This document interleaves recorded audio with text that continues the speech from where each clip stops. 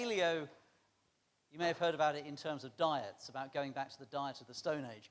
Paleo means older or ancient, especially relating to the geological past. Futurology, systematic forecasting of the future, especially from present trends in society. It sounds pretty dull, doesn't it? So basically, paleofuturology is how do I go backwards? Is the study of past visions of the future, which in other words is Back to the Future. Now, I mentioned Back to the Future because, as you know, it was Back to the Future Day recently. We'll come back to that in a moment. Now, the future used to be a lot simpler. When you're younger, the future is simpler. This is me. I won't say when, but I think you can work out how old I was.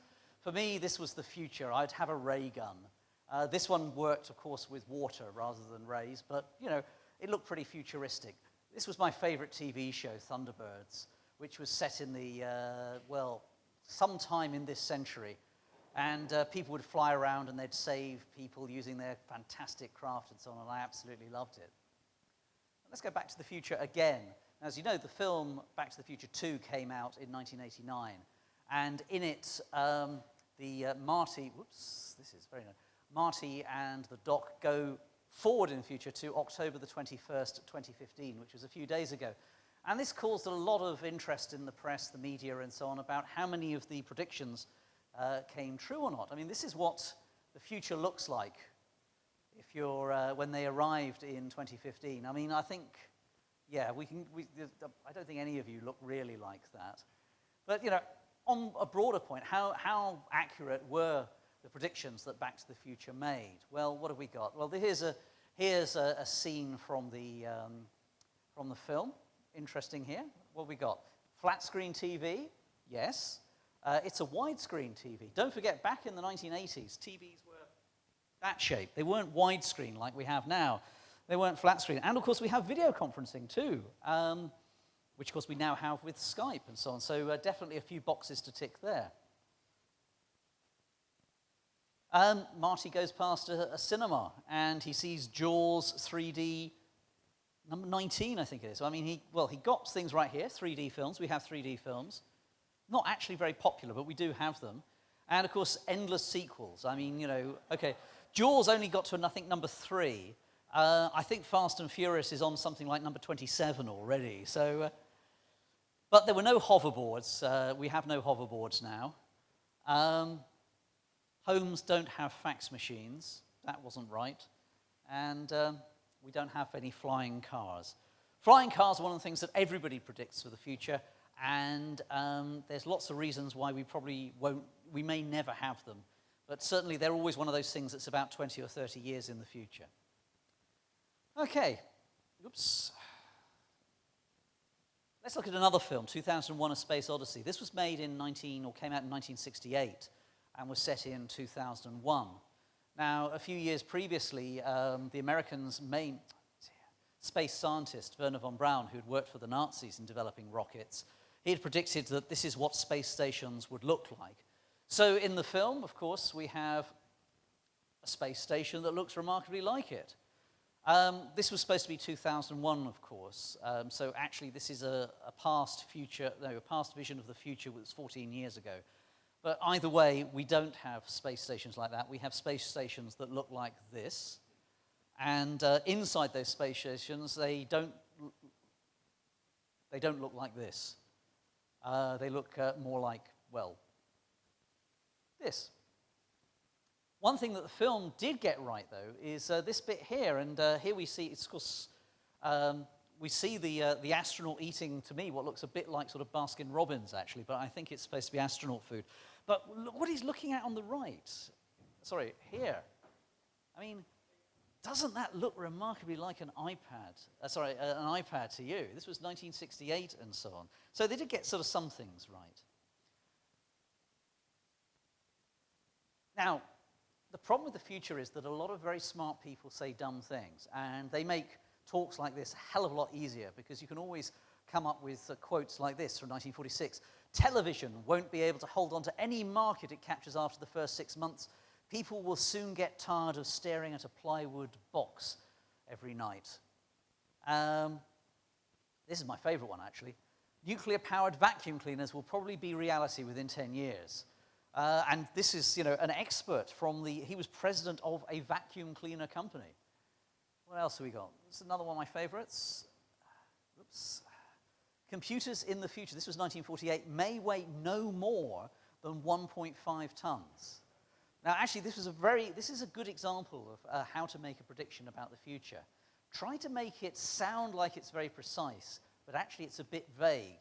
If you say no more than 1.5 tons, you're covered, because you can have a computer that weighs only 1 gram, and your prediction is absolutely correct and so on. So, important lesson there. And back to smart people.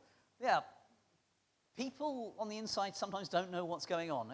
It will be years, not in my lifetime, before a woman becomes Prime Minister. Who said that? It was, of course, Margaret Thatcher, Britain's first woman Prime Minister. When it comes to prediction, I rather like what Arthur C. Clarke, who was the person who wrote co-wrote the screenplay for 2001, the science fiction writer, and that he says, when a distinguished elderly scientist says that something is possible, he's almost certainly right. I'm sure there are elderly, distinguished female scientists too, but he was writing this in the 1960s and things were a lot more sexist then. If he states that something is impossible, then he's very probably wrong. I rather like another one of his predictions as well. For every expert, there is an equal and opposite expert. This is something that you find with predictions about the future, is we get very, very different predictions about what the future is going to be like. Are we all going to be riding around on hoverboards and living, beautiful, bright lives and so on? Or are we going to be living in some sort of dystopia with pollution and rain and crime everywhere and so on? There's a project that's going on in the United States at the moment. A group of academics decided to find out how reliable predictions were. And they selected, about 20 years ago, they selected around 2,000 people whose job it was, in one form or another, to predict the future or forecast the future. Economists, journalists, and so on. And they've now got a data set of about 80,000 predictions. And the interesting thing is that basically experts are not very good at predicting the future. In fact, as they say, a monkey throwing darts would be better. Ordinary people are actually just as good at predicting the future as experts are. And another thing I found interesting was that the more famous a person is as a predictor, as somebody who forecasts the future, the less reliable their predictions are. So basically, nobody really knows anything about the future. And that's it. The most reliable way to predict the future is to say that actually it's rather like the past. I mean, things don't change very quickly. Fashions, may change in a matter of months, but they don't change that quickly, and so on. Say 1917, the Russian Revolution. Now, if somebody had said to you, will communism collapse in the Soviet bloc next year? And you'd said no, you'd have been right. A lot of people were saying that it would, because after the Russian Revolution, there were a lot of people, it wasn't obvious that it was going to succeed, and there were a lot of the White Russians and the British were fighting against the Bolsheviks and so on. So it may not have succeeded. But if you'd said in 1917 that the Soviet bloc will not collapse next year, you'd have been right. You'd have been right if you'd said it in 1918 about 1919. You'd been right if you said it in 1919 about 1920. You'd have been right all the way up to 1988, when if you sort of said, I don't think the Soviet bloc will collapse next year, you would, of course, been completely wrong, because that's when the Berlin Wall came down. And a lot of predictions about this are actually not really very useful, because they predict that the future will be like the past. They are very lazy like that. And the time when you most need accurate predictions is actually when things change unbelievably. And even the CIA didn't seem to see that communism was collapsing. Certainly the communists didn't, but there you have it. Another sort of broad principle I have is that insiders know nothing. Kodak, it invented the first digital camera in 1975. I love this thing. You look at it here. Look, it's even got a cassette tape in it as well for storing data. This was 0.01 megapixels. And Kodak really didn't know what to do with it. It was a technical, logical breakthrough and so on. But Kodak, the world's biggest photography company, didn't really know what to do with it. They carried on making film, and as a result, Kodak went bust in 2012. It's outsiders who make the future happen. Now let's go back to 2001, A Space Odyssey, and the man watching the iPad, and so on. I think it's interesting here, he's watching a BBC program. Now, I didn't put that in because I work for the BBC, but it's back to this thing about saying that the future will resemble the past. In the 1960s, the world's biggest broadcaster, the only global broadcaster really, was the BBC, and it did radio. It did television in Britain, but if you're predicting the future, it'd probably say, well, the future, if we're going to have global television, news and so on, probably the BBC will do it. Or it might have been ABC in America, or NBC, or somebody like that. In fact, of course, the first 24-hour global news network was CNN. Now, nobody saw that one coming. This was in 1980. CNN was not run by ABC or the BBC and so on. The BBC took another 10 years, 11 years before it launched global 24-hour news and so on. CNN was actually invented by this man, Ted Turner. He wasn't an expert on broadcasting. You know, he wasn't an editor who came from, was based in Washington or New York or Los Angeles even. He came from Atlanta in the south of the United States. He owned a couple of sports teams. He'd made his money by selling billboard space, advertising space. Not the type of person you'd expect to come up with something that would actually totally change the way broadcasting was made. But you see this, it comes up again and again and again, that it's outsiders who make the future happen. Another principle which is always worth remembering is that there are plenty of technologies, old technologies, that never really quite die. Let's go back to the Future again. Remember we were laughing earlier about fax machines, but and gosh, how old-fashioned they are, and nobody has fax machines. Well, if you go on to Alibaba, you can still buy fax machines.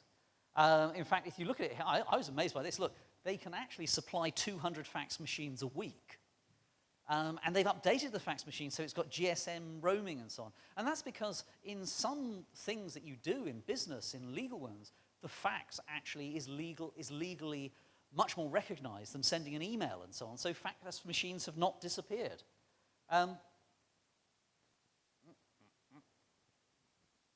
Cassette tapes. Cassette tapes are a real pain to use and so on. They ended up sort of like this. And of course, everybody has digital music now, and nobody uses cassette tapes. And yet, this is the thing you find with when a new technology comes along, it doesn't always completely do what an old technology did. And yes, cassettes are not very convenient in so many ways, but next time you watch a few cop shows and so on, or documentaries about the cop, you'll see that in interrogation rooms, they use cassettes, because cassettes are very difficult to tamper with. You can edit them and so on, but the physical thing is very difficult to edit, whereas if you have like a digital recordings are just so easy to tamper with, believe me. I'm a radio journalist. I know how to use Audacity. I can make you sound completely different. Actually, Lance, you were saying earlier about ums. One of the things you do when you start in radio journalism is you learn how to de-um. You go through recordings and you cut out the ums to make it sound better. And believe me, it's a hell of a lot easier to do that digitally than on a cassette tape. And it's not just cassette tapes too. I mean, one thing which always amazes me, about journalists is that you see articles like this, photographers who refuse to abandon traditional film. Now, remember I was saying earlier that new technologies don't necessarily replace everything that an old technology did. And what always amazes me is that journalists seem to be so surprised that an old technology makes a comeback. Because it just happens all the time. It's actually a very good business strategy. I know a lot of you here are interested in business and want to be entrepreneurs. This is a great strategy, this. Look for technologies that are going out of fashion, and you might find something that will come back in fashion, usually as something that's very expensive. And you see this, for example, in vinyl. Vinyl was supposed to have died with the CDs, and now with iPods and iPads and iPhones and so on. But You can make a lot of money selling vinyl records at exorbitant prices. You can sell record decks to people who are collectors and love them for tens of thousands of US dollars. I was looking at an amplifier. Unfortunately, I don't have a picture of it. You may remember valves, vacuum tubes, these sort of things that you see in 1950s and 1960s radios. Well, the best and most expensive hi-fi amplifiers use these. And there's a company in the Czech Republic which will hand blow you these valves. And they'll cost about, for a pair of them, it'll cost you about $20,000. A very old technology, but you can sell old technology to rich people because rich people like that sort of thing. Typewriters. Oh, goodness, typewriters, aren't they going out? Actually, typewriters have come back into fashion because in some uses, like say if you want you want something to be secret, if you type up a document on a computer, that computer can be hacked. But if you type it up on a typewriter, it can't be hacked. People actually have to steal the physical document. And so you see here the NSA, the National Security Agency, age, is that people are actually using typewriters again. There's an American company that actually has found a fantastic niche for typewriters. It makes transparent typewriters. And it has an enormous market for these in prisons in the United States. You can't give prisoners computers because, especially, you can't give them the internet because goodness knows what they get up to. So if they want to do writing, they use typewriters. And the problem with a typewriter is that you can hide things inside typewriters. So this company now makes several 20, 30,000 of these transparent typewriters every year just to sell to American prisons.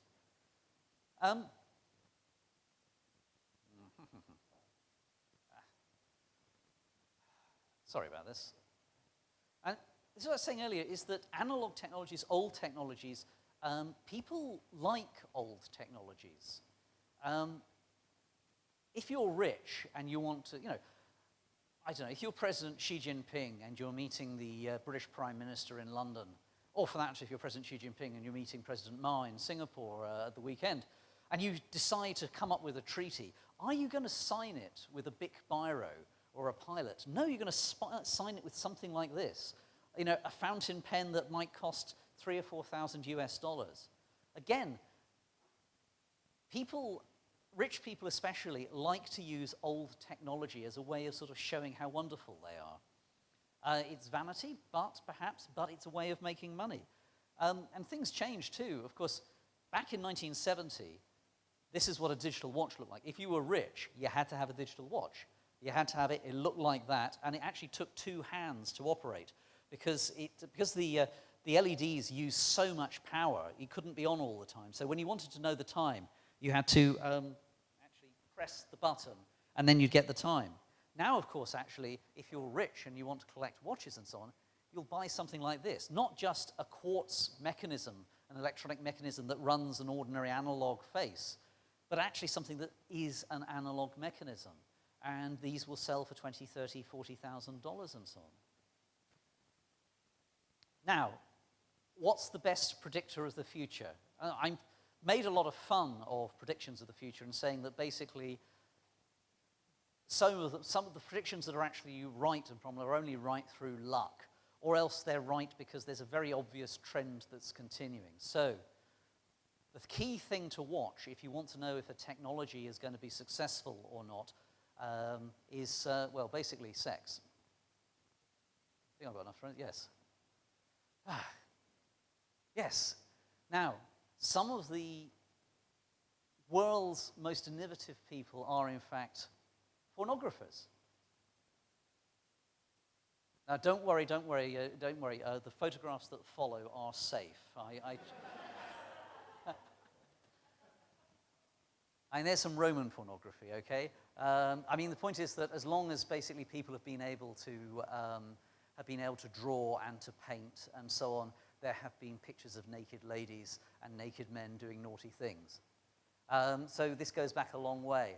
But one test that you can use of a new communications technology especially is, can you use it for pornography? Go back to printing in the West. This is, I think, about 1550.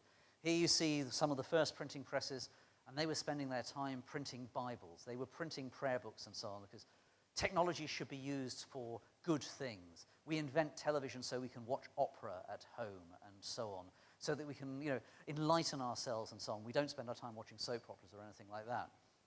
But printing, of course, well, 100 years later, you start getting books become cheap, and this is the London jilt or the politic whore, all the artifices and stratagems which the ladies of pleasure make use of for the intriguing and decoying of men, interwoven with several pleasant stories of Mrs. Ingenious performances. So basically, it's a pornographic novel. This was about 100 years later, this was the bestseller in London, and this is basically a list of prostitutes and how much they cost, where they lived, and what they would do. Let's go forward a bit. Photography came along in sort of the 19th century and so on, and again, we used it for very serious purposes and so on. And of course, we also used it very quickly for pornography. This actually is very high-tech pornography from Victorian times, because it's actually 3D. You put on the viewers and so on. These pictures are actually slightly different. You look through the proper viewer, and you could actually see a 3D naked lady. Go forward 100 years or so, and 1950s, and suddenly 4-color offset litho printing suddenly became very, very cheap. There was a big technological leap forward. And also 35mm color photography became a lot cheaper and so on. So one of the first best-selling magazines that was created as a result of this, this melding of technology was, of course, Playboy, 1953. Made the most of cheap printing and so on, helped to make magazines, to show the way forward for glossy magazines. Go to the 1970s and you have the invention of videotape, or rather the coming of age of videotape. The VHS liberated pornographers because it meant that they could, first of all, they could sell pornographic tapes that people could watch in their own homes, didn't have to go to movies, but also because they could make pornography a lot cheaper as well. Oops, I'll leave that there. When the internet first came along, well, it wasn't really very exciting and so on. We didn't really quite know what to use it for. And you see that a lot when sort of new inventions come along. They quite often are solutions in, problems in search of a solution. No, hang on, I got that the wrong way around. They are actually solutions that are in search of a problem. People have invented something, they don't quite know what to do with it. Whoops. This was the first webcam in 1991, which was in Cambridge University in the UK. And it's very difficult to see, very low thing. This is actually a coffee maker. And the students in the Department of Computer Science decided to set up a webcam so they could see when the coffee maker needed refilling, rather than going down there. Great use of technology, and of course, as soon as technology comes along, well, 5 years later, of course, you have webcams that are showing something very, very different. Back to video conferencing again, but very, very different type. Another thing that pornographers managed to accelerate the development of in the 1990s was payments. Because after all, if you wanted people to watch pornography online, you had to get them to pay for it.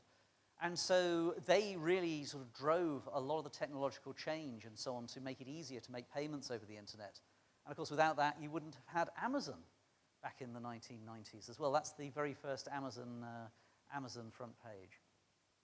And who knows, well, damn, who knows what's next? I mean, I suspect actually the first sort of affordable robots will probably be sex robots, and virtual reality will have virtual pornography before very long.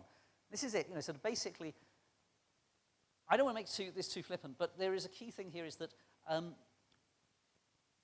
these people know their markets, and they want to drive technological innovation, and they're much better at it than an awful lot of more serious business people and so on. Now, let's sort of talk about my predictions and so on. Well, I'm looking at you all here. You're all young. You're all fashionable. You all look enthusiastic. I bet that no matter how good and fashionable you look now, when you have children in 25 years' time, they're going to laugh at you. Because, that's what people do. I think that really of the future, I'm quite confident about the future. I think that human beings are actually quite resilient. even if, even if an asteroid hits the Earth, I think that we will survive. I think that we will have children, we will love them, we will have, we will make mistakes as humans, we will screw up, and so on, but we will overcome that. I'd like to leave you with the last thought from something that Winston Churchill said. He was actually talking about Americans, but I think that really, I'm going to change Americans to humans, because it expresses what I think is what we know about the human race. And he said, humans can always be relied upon to do the right thing in the end, but only after exhausting all of the other possibilities. Right, okay. Well, that really screwed up. Yes, only after exhausting all of the other possibilities and so on. Okay, thank you very much.